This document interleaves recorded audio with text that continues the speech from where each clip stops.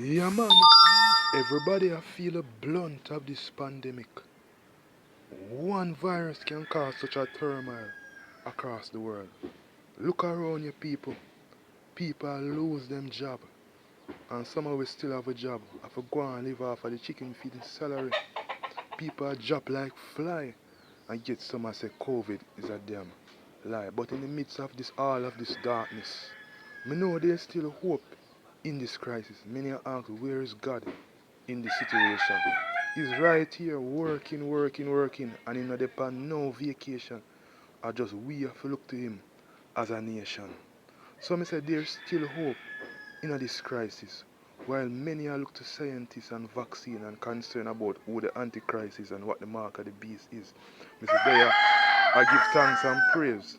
Say me alive in this crisis. My pocket might have feel it, but my faith remain firm and hopeful. Because with Christ in the vessel, we can all smile at the storm. While many are cuss the government say them hungry and them affect them livelihood. Now is now is the time to get creative and innovative. There is still hope in this crisis.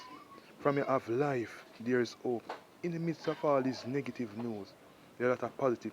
Some say there is still hope in this crisis.